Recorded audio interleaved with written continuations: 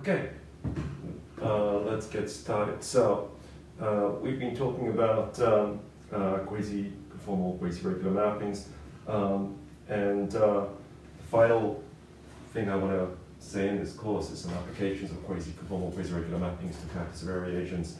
And I'm going to start that now, so I'm going to somewhat discontinuously jump topics and let's talk about convergence again. And then we're going to connect back to the stuff we've learned about mappings from R2 to R2 that are quasi-regular, quasi-conformal, and show how we can answer some questions that arise from basically calculus of variations using these theories. All right, all these theorems. So let's recall this stuff. So convergence.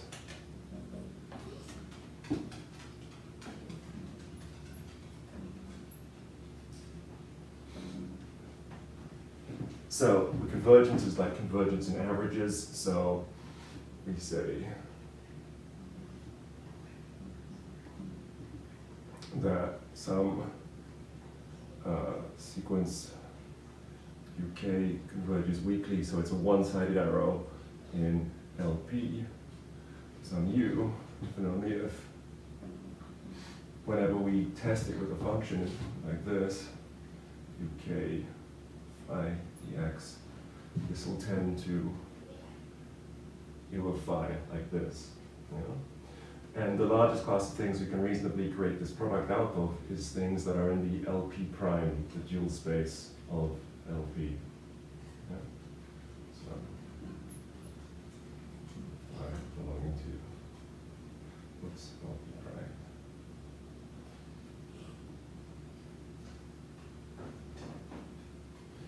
Okay, and weak convergence is massively weaker than strong convergence. We have these powerful theorems that if we have a sequence that is bounded in LP, then it has a subsequence that converges weakly. Obviously, that's totally false in terms of strong convergence in LP.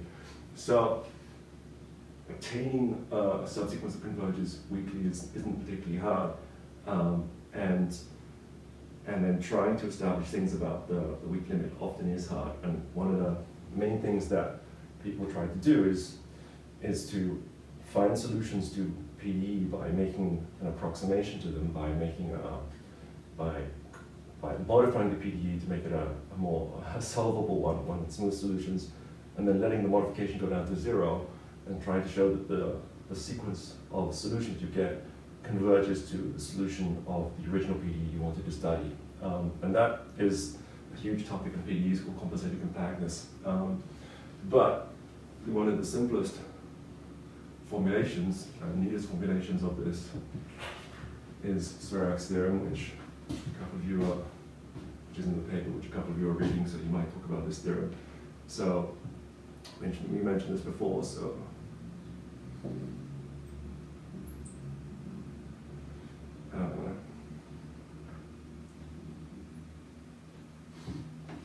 So, given a connected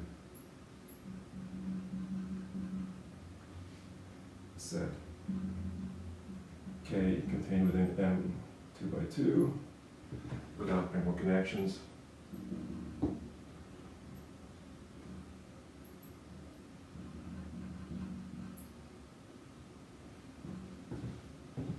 i.e.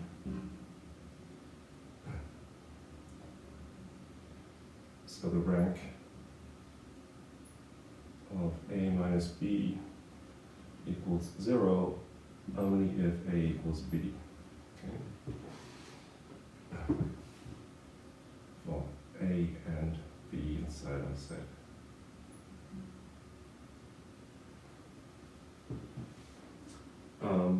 So with no radical connections, if we have a sequence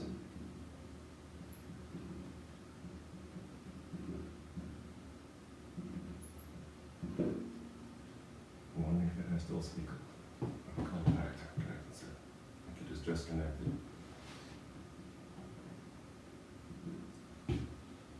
Let's say UK such that let's make it W1P.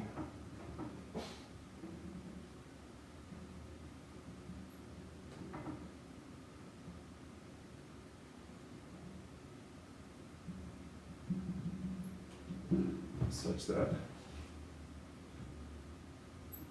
these gradients converge weakly, or let me just write it in the sense of subloop space with convergence, such that UK converges weakly in the subloop space W1P to U, which means that the gradients converge weakly in LP, and the functions converge strongly in also LP, but whatever additional regularity we might get from the weak convergence, so there's some of embedding, but it doesn't matter.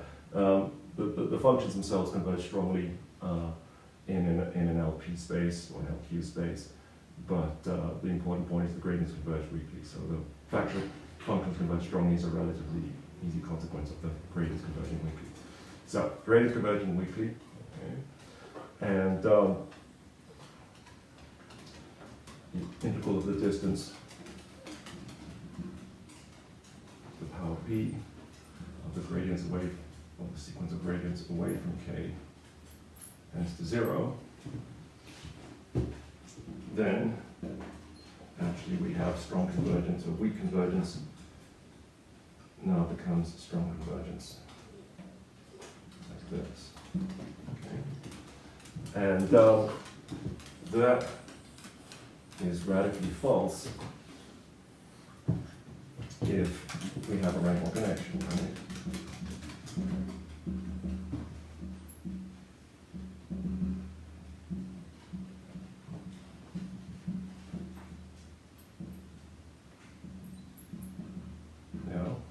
And we did the counterexample, we just create a square like this.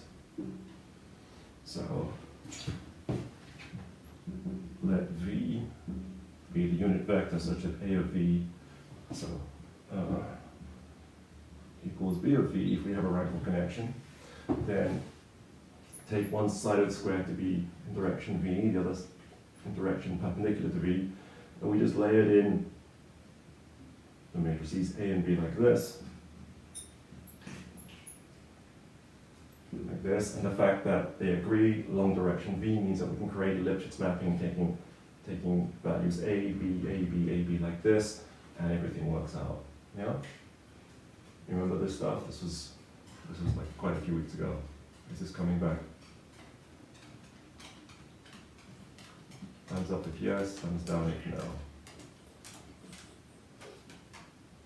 Zach, are you okay? Is this coming back? This condition means that if we, for sure we can just let an affine map take gradient A here, right? Yeah. And then if we put one with gradient B just next to it, then it would be continuous if when we start some common point and we integrate along with the gradient, then both the coordinates of the function u1 and u2 agree. Yeah? But that will happen because they will both grow in exactly the same way using the fundamental theorem of calculus, because in direction V, we can't tell if we are in matrix A or matrix B. So that when we consider the integral of form, whatever A to B of u of x applied to V, then this thing will give the difference of u of B minus u of A. If, for example, A is here and B is here, right? And if A and B are here inside this B part, or inside the A part, then in terms of this thing, it's going to be exactly the same, because again, gradient of U is either A or B, and when we apply it to V, can't tell the difference. Yeah? Cool. So we can actually create this thing, which is Lipschitz, yeah? That takes gradients A and B. And we can put these layers in as fine as we want, yeah? So we can create a sequence of functions whose gradient is actually inside the entire set, yeah? But, so, if we let, for example, this be 2 to the minus k, and then we let a sequence of functions uk look like this, right? So, let uk be defined like this, yeah? Then it satisfies this hypothesis, this is actually 0, yeah? It is going, the gradients will weakly converge, so the gradients will weakly converge to just the average of these functions A and B if these are equal sized layers. So this will weakly converge to A plus B over 2, like this. Yeah? Because weak convergence, as we mentioned, is like convergence of averages. Yeah? So we take any subset and we integrate it like this, for any subset S, Ex, that's going to weakly converge to just the integral of S of this limiting gradient here.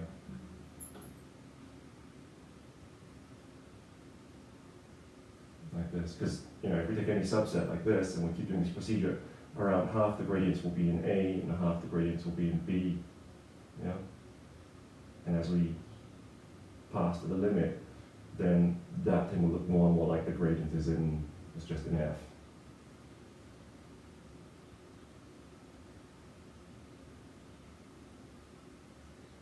Is that making sense to you? Is that seeming reasonable, people? No? Another way to think about this is that if you think about this at the level of the function, then the function is closer and closer to the affine function whose gradient is just a plus b over 2. Because we're just creating something that's just the image of this mapping. So this is the domain, and the image is producing this kind of thing like this.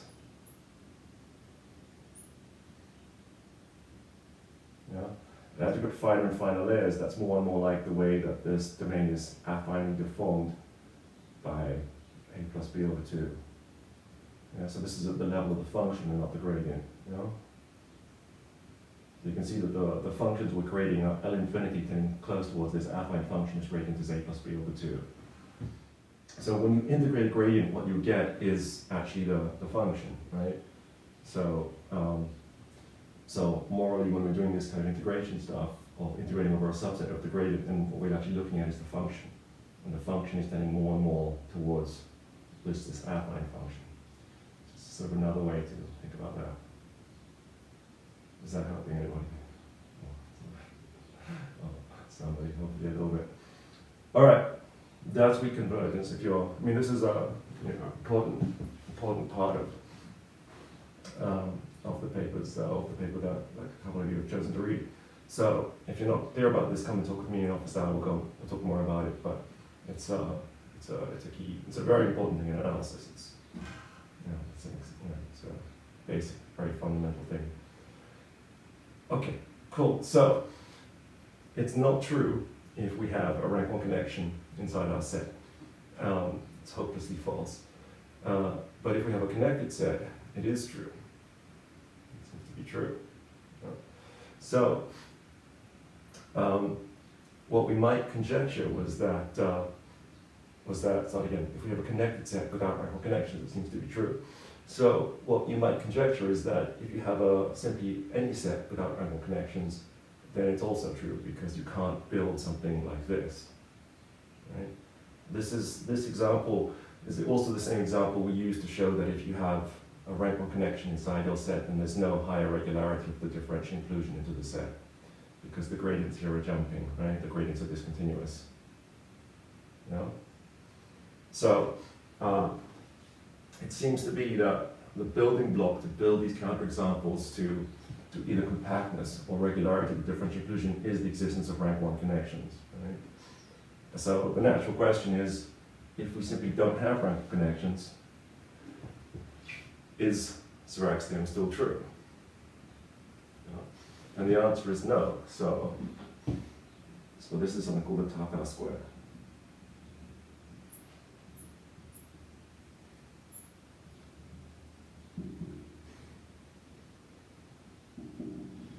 There exists 4 matrices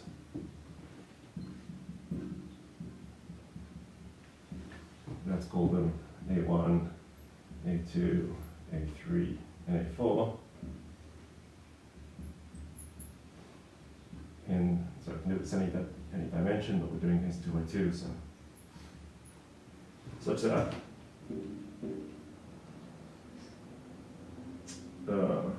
set K, which is given by these 4, A1, A2, A3, A4, have no rank 1 connections.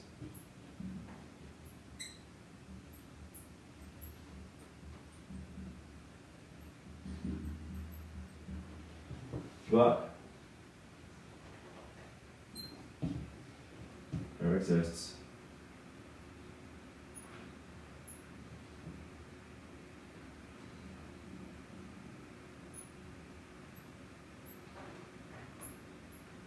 a sequence UK, we can even make them Lipschitz, such that with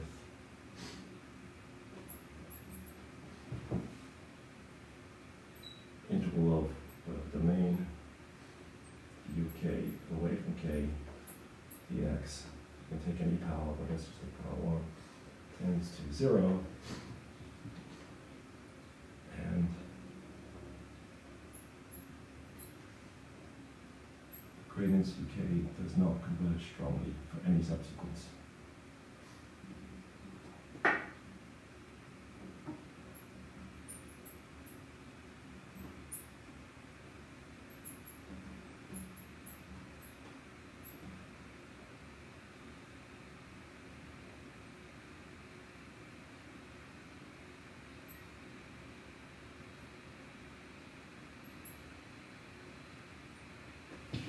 So, weak convergence does not improve to strong convergence for this set of 4 matrices without Lagrange connections. Right? So, to build the example, the counterexample to Spherox Theorem in this case, we can't just do this construction. We can't just layer in layers like this because we just don't have a starting point. We can't just start with A1, A2 because we just can't do it. Right? So there has to be a smarter process, and that's the main thing I want to explain to you today. I'm going to show you this fact about these 4 matrices. It turns out to be actually a very profound fact, a very important fact that has many, many consequences, and I'll touch on that a little bit. That's what we're going to build up to. All right, any questions before I raise the board? Okay, so we need a building block to do this construction, so I can see it's not something like that.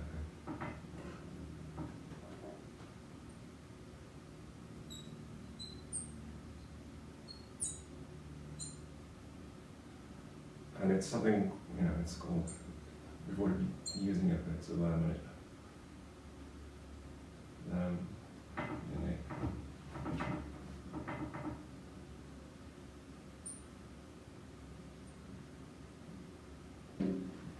So, given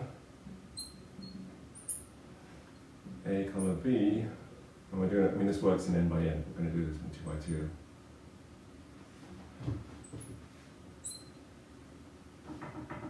Or n by n even.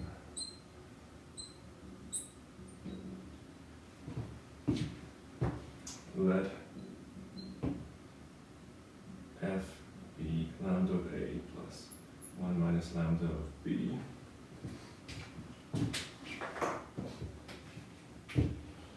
Then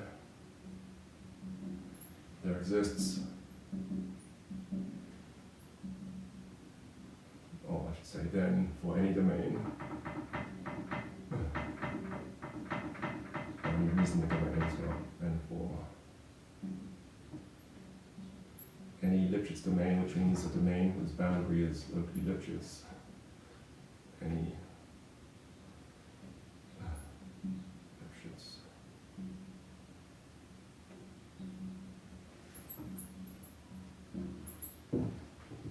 there exists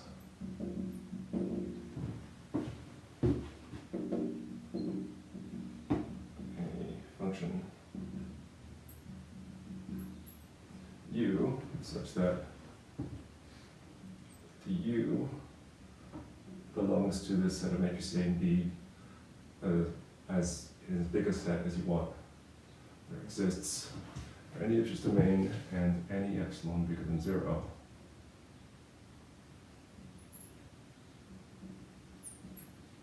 There exists a function U such that the measure, so assuming the domain is got a finite measure, so the measure of a set of points such that the U doesn't belong to either A or B. This thing is got measure less than epsilon, and U of x is equal to f of x on the boundary of this interest domain. And this is not necessary for our purposes, but it's also interesting, and I'll give you I want to potentially reference this later. And can have we're going to have that the gradient actually belongs to a neighborhood of well, almost every x. So the gradient is either an A or B for us for everything except a set of measure less than epsilon. It has this boundary condition F, which is the linear combination of A and B. So how should we do this? So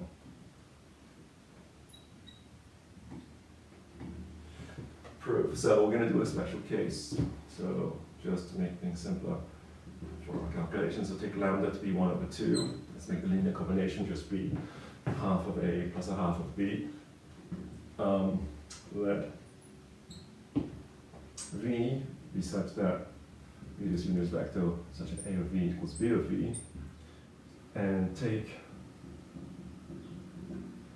omega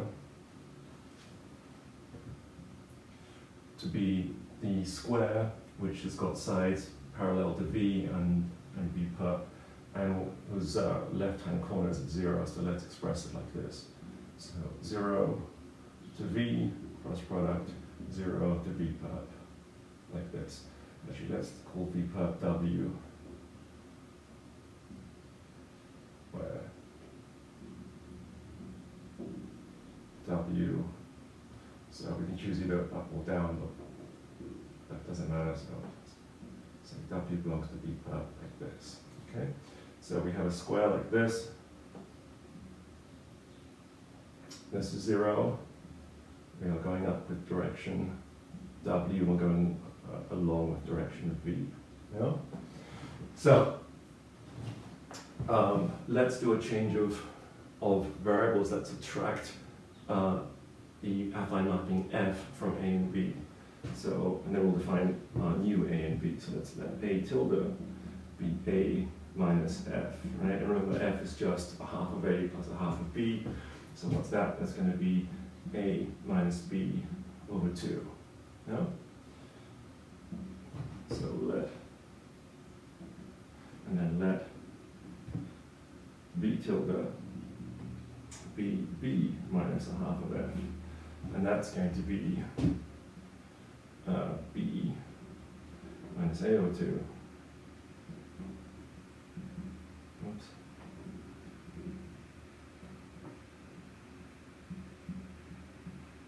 Like this, which is the same as, of course, minus A minus B over 2. A and B are rank 1 connected, and this V is a vector which they agree on in like more than one.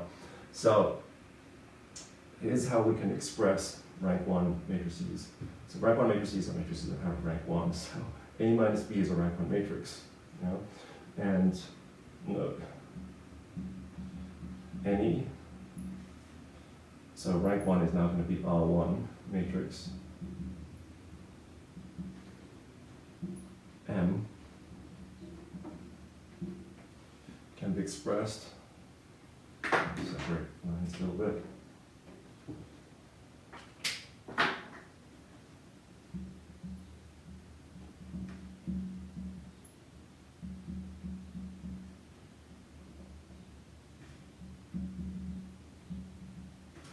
Like this. M is a, so this notation means the following thing. It means we create a 2 by 2 matrix in the following way. So this is a vector A and this is a vector B, and we use vector A to define the row. So we go A1, and then vector B defines the column. So we do B1 here, and then so the first row A1 and then B2. Okay, so this is the definition of this tensor thing. So now in the second row we have A2, first column B1, and then A2, B2. This is what this means. Yeah, this is what this means. Okay? Now, I claim that this is a rank 1 matrix. Why is this a rank 1 matrix? Why is this a rank 1 matrix?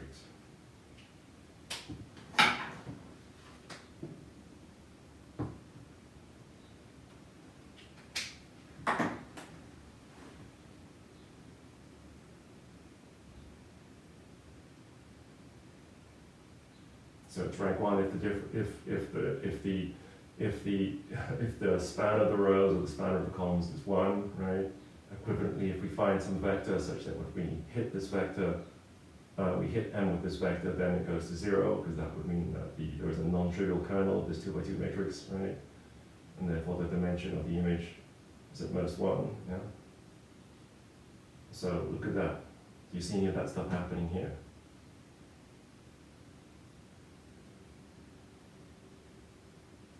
Come on, guys. So it shouldn't be that high.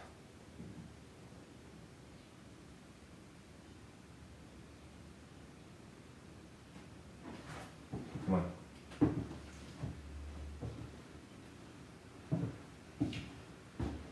Maybe it's too obvious to think that's not true.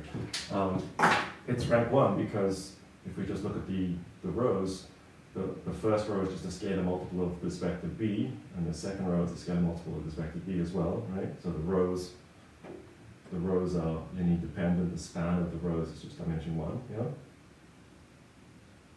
Yeah. And as we know, if that's true, then the same is true of the columns. And sure enough, it's true of the columns. The first column is just a scalar multiple of the vector a, and that's also true of the second column. Yeah? Yeah. Yet another thing, if we take a vector which is perpendicular to b and we act on it with this matrix, then it's going to kill the first row and it's going to kill the second row. Yeah? So note that m acting on is going to write b perp like this, so it's perpendicular to b. Then it's perpendicular to b, then the first row of the first entry of this thing is the first row hitting this thing, yeah, hitting an algebra, which is going to be 0, and then the second row hitting this thing, which should be 0 as well. Yeah? Yeah? Cool.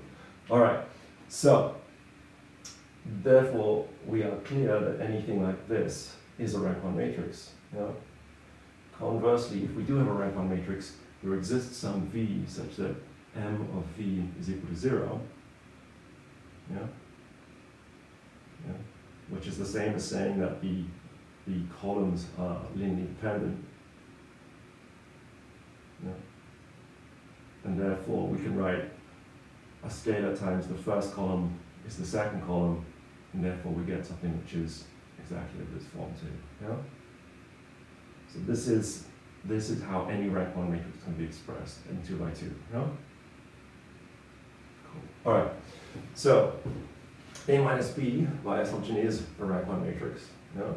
And we also know that V is the direction in which they agree. Right? So A of V equals B of V, so when we act with A tilde on V, we're just going to get 0. Yeah? Yeah, so we know that A tilde of V is the same as B tilde of V, which is 0. Yeah? And that means that this A tilde, it has to be expressed in some form like this, but the B is going to be the direction which is orthogonal to V. So A tilde will be some vector, let's call it A, and then tensor product with W. Yeah? And then B tilde is just minus that, because B tilde is just minus A tilde. Yeah? Cool. All right, good. So let's simply take some initial mapping U, which takes gradients A, B, just as we've done before. And then let's subtract the F from it And then we'll have a new mapping U tilde, which takes gradients A tilde and B tilde, so let's write that down. So, I mean, we don't have to do it this way. We could just directly start with A tilde, B tilde. Yeah, maybe let's just do that. Let's just maybe do that. So A tilde, B tilde themselves are rank 1 connected matrices because they agree on this direction V, both equal to 0. Yeah?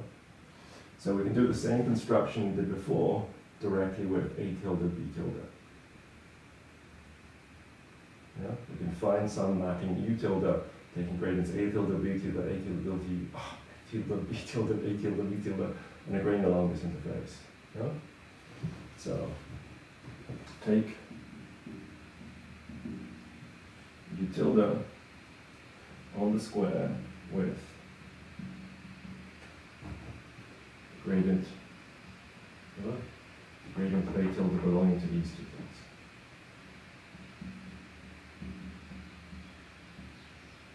Okay? So that thing doesn't satisfy the affine boundary condition that we're trying to establish, right? That's not going to be the case because it's going from A, it's going like A, then B, then A, then B. So it's definitely not going to be the affine boundary condition. So we need to adapt U tilde to have the affine boundary condition. But the affine boundary condition in this case is just 0 because F is now 0. Yeah? Because we've subtracted F from everything. Yeah?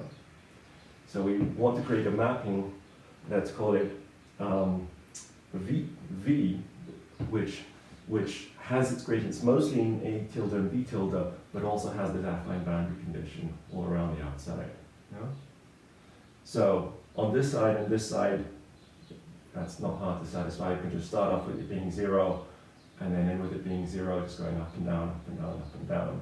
The problem is here, where it's definitely not going to just be affine, right? Because it's definitely doing non-trivial things we go in this direction. Let's take a look what it's doing. So, note that if we look in this direction, so we do gradient U tilde acting on this direction W, yeah, then this is either equal to when we've got A tilde acting on W or B tilde acting on W, right? And A tilde is just this thing, so it's going to be A plus product W acting on W, or it's going to be minus this, like this, acting on W. I'm running out of space. It's part of my picture here.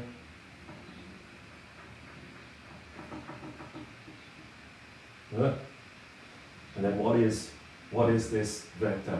If we take W and we act on this rank 1 matrix created out of this thing, so let's just adapt this guy here. Let's replace this with W. This is W1 here. W2. W1, W1, W2, W2. So if we take W act on this thing, then what we're going to get out, since W we're assuming it's a unit vector, this is just going to give us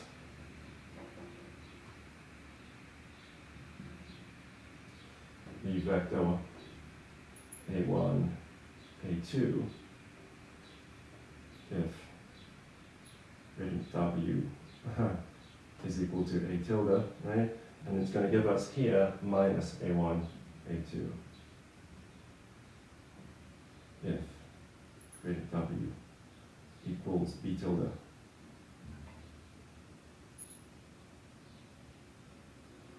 Yeah, you agree? So we're taking this vector W1, W2, we're acting on this.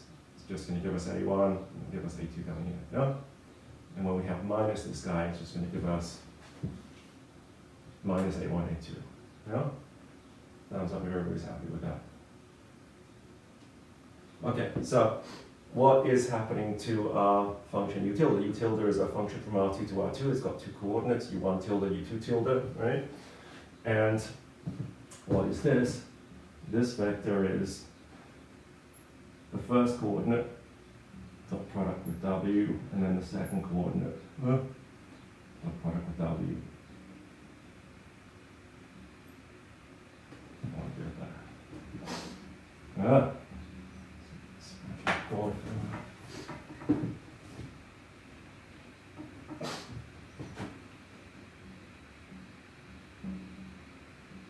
right? So, if we were to draw a picture of the first coordinate as we, well, okay, let's put it this way. If we're going to draw a picture of just the first coordinate's a function from R2 to R2, so actually I should say picture, I should say a model. If we're going to make a physical model of the first coordinate, then what would we do? It's just this piece of paper we get, and then we put these like folds in it, you know? Up, down, up, down, up, down, and that's what it looks like, right? That's what it looks like. So this is the direction of the right-hand connection, where the gradient is not doing anything, right? Yeah, so gradient in this direction is 0. The gradient in the opposite direction is going upwards, downwards, right? Because the first coordinate is either A1 or it's minus A1.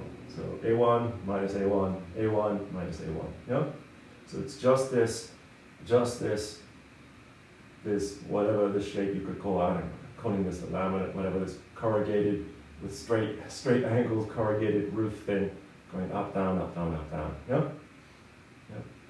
And the spacing is the spacing we choose. So we're going to choose this spacing to have spacing epsilon, like this. Yeah?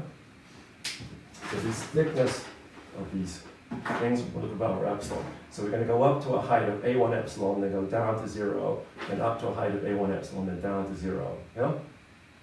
That's what we're going to do. So let's draw the picture from the let's draw the picture from the side. So from side view.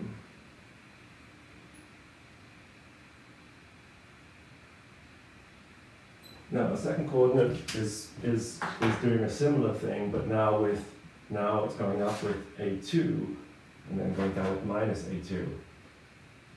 Yeah? Yep. This is what we see. That's what we see here. Yeah. So let's do the side view.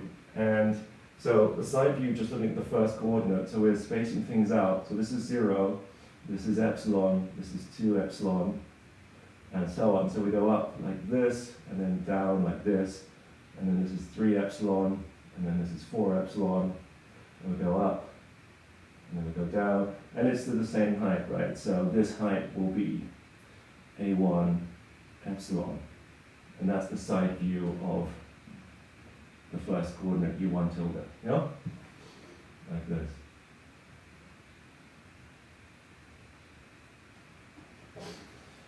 And U2 is doing a very similar game. So the intervals are exactly the same, right? So when we're in the first interval, which is thickness epsilon, now we're going to go up by A2, and then the second interval we're down by A2. So the picture looks like this. So we're going to assume A2 is bigger than A1, so we're going to go up by A2, and then down by A2, and then up by A2, and then down by A2, up by A2, down by A2, and then this height here, maybe I should draw it over here, and then this height here is going to be A2 epsilon. Yeah? Cool. So we want to create some small adaptation to this function so that we have the affine boundary condition. The affine boundary condition is that both coordinates are 0 on the affine boundary condition. So this is what we can do. So visualize this whatever roof type folded paper thing. Yeah? If we just had one coordinate, we could take another piece of paper and to accommodate the 0 boundary condition, we could just slice through this until we hit this side here. Yeah, just slice through it like this. Yeah. But the point is we have 2 coordinates, so we actually want to do this with a vector valued function that's going to have a continuous interface where the slice through happens. Yeah.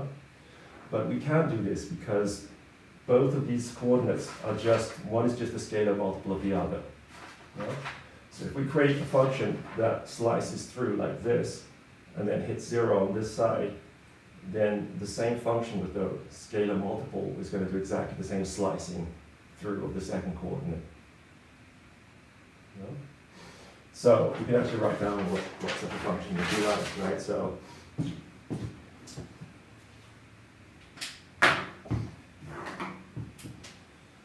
divide stuff up a little bit.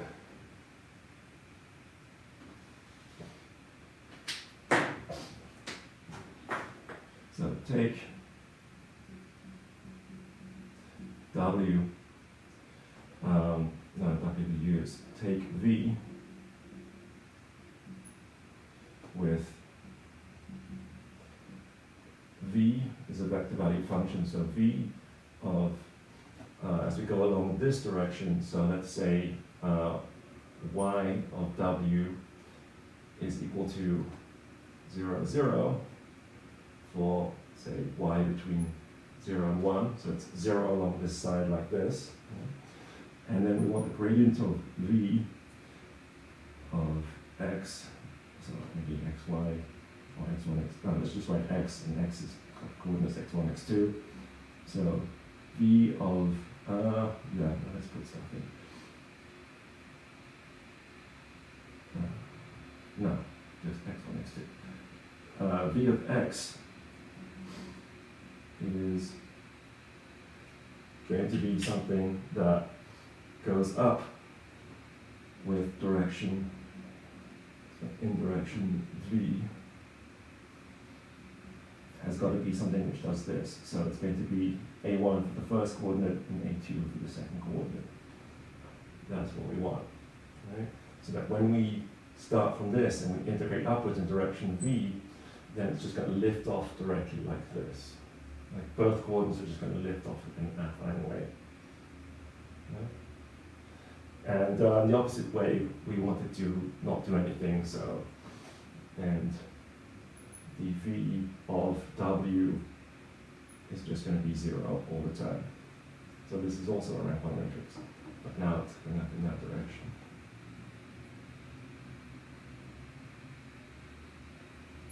Okay, so we can have such a function.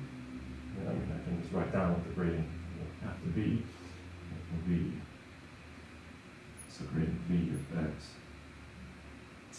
will be A1, V1, A1, V2, A1, A2, V1,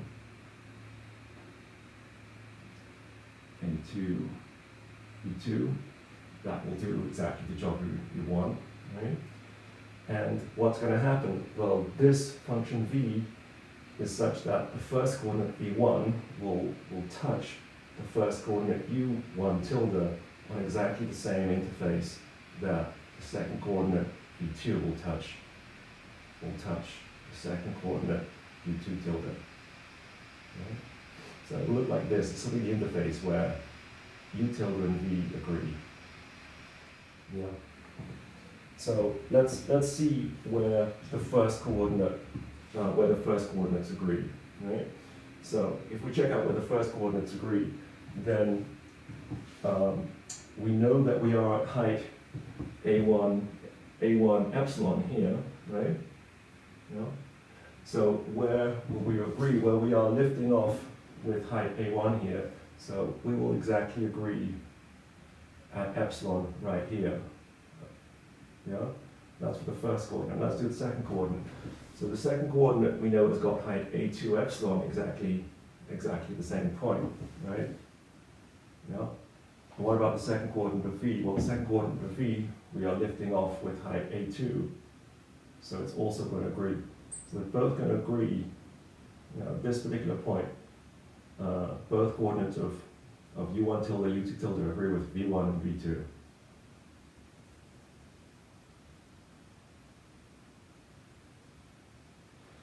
It's that we have a very special vector value function where the first coordinate is just a scalar multiple of the second coordinate, and therefore if we can get stuff to happen on the first coordinate, then scalar multiple, creating a vector value function with the scalar multiple of the second coordinate will do the same thing. So yeah, it's a slightly subtle thing, but if you play with these pictures, then you know, just imagine these two things, these two corrugated things, one on top of each other, and you have this vector value function slicing through both at the same time. Yeah? Cool. So with this building block, we can just define this new function, let's call it U tilde tilde, to be equal to u tilde, except in these places here, and then we're going to let it just be v tilde, sorry, just v, you know? And then that thing will form a nicely Lipschitz mapping. It's going to be continuous, it's going to be fine along this interface, and we will agree with the affine Lyman condition on this side. You know? So I should write that down somewhere. Fine. Let's call it u tilde tilde by u tilde tilde of x is equal to u tilde of x. So I can express this set here as the points where u1 is bigger than v1, and that's equivalent to saying that u2 is bigger than v2, but let's just choose 1. So it's equal to this guy if u1 tilde is less than or equal to, or doesn't matter, less than v1, and I'm going to let it just be v of x if u1 tilde is bigger than or equal to v1, like this. You know? And all of this is for x inside this square I've defined. You know? And then what I have is a function whose gradient has most of the properties that we want. So this thing is a little thin layer, right? So this layer is size epsilon. You know? So this set of gradients which are not in A and B after we make this adaptation has got measure less than epsilon. And then we can do exactly the same thing on the other side and make that side also have the affine boundary condition. You know? So with this construction we can do the first couple of things. We can have a function whose gradient is in set A and B for most of the points, you know? After we add back this affine map whose gradient is equal to f, then we have exactly these conditions. You know? And why so? Well, this is the reason. This stuff that we've added here, we chose to make it lift off with height 1 in direction v, but I didn't have to. I could make it lift off in a much smaller, with a much smaller angle. So for example, I could take this, I could just define this to be square root of epsilon, like this. And it would still be the case that this affine mapping, so everything's the same here, but this is the square root of epsilon. This affine mapping, V, would still interface, will cut this interface, still exactly the same places for the coordinates u1 tilde v1 and u2 tilde v2, because it's just exactly the same argument. But it's not going to look like this anymore. It's not going to cut here like this. It's going to make these deep things in like this, these deep V shapes like this. You know? Because we're lifting off very slowly with a very flat angle like this. If we take this epsilon in front, the square root of epsilon in front.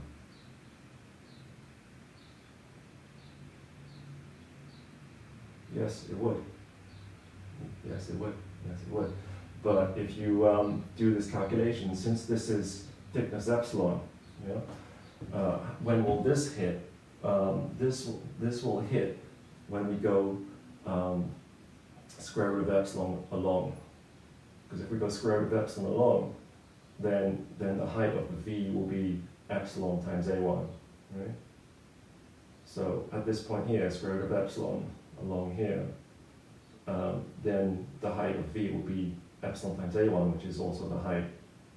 So the height of V coordinate V1 is epsilon times A1, which is also the height of U tilde 1. You know?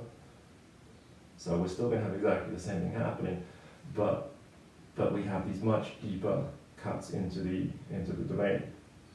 But nevertheless, this is still square root of epsilon. So the way I've drawn it You know, it's a very thin angle because I've drawn fairly thick, you know. But we could simply make this construction where I make these very, very thin things. So even if I have this very steep angle like this, I mean, it's still going to be a width, square root of epsilon.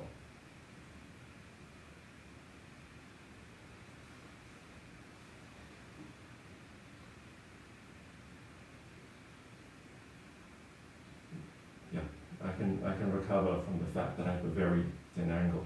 And then what is this gradient? Well, this is a gradient which is very close to zero, right? It's very close to zero. So the construction we have when we do this is a function whose gradient, let's call that u hat like this. If we did it like this, then u hat would be inside, now it would be inside, it would be inside a square root of epsilon neighborhood of either a, b, or the affine mapping, which is the boundary, which is zero, right? So I should have said a tilde, b tilde, so it's within the square root of epsilon of either a tilde, b tilde, or zero, but zero is a linear combination of a tilde, b tilde, you know, because a tilde is minus b tilde. So we can write it like this. Yeah? And the measure of the bad set, where we are not strictly in gradients a tilde, b tilde, is measure square root of epsilon. And the measure of the set of x such that the u tilde doesn't belong to a tilde, b tilde is less than square root of epsilon. Yeah. So this is the statement of the theorem, except now we've gone from epsilon to square root of epsilon, but we could have chosen our initial epsilon to be epsilon squared, and so it's still the same thing. Cool. All right, so this is the building block, and I'm out of time. In fact, I'm overrun by a bit. On Monday, we will use this building block to construct a sequence of functions whose gradient tends close to these four matrices, and those sequence of functions will not converge strongly. All right, any final questions before we sign up? All right, good. See you Monday. Good weekend.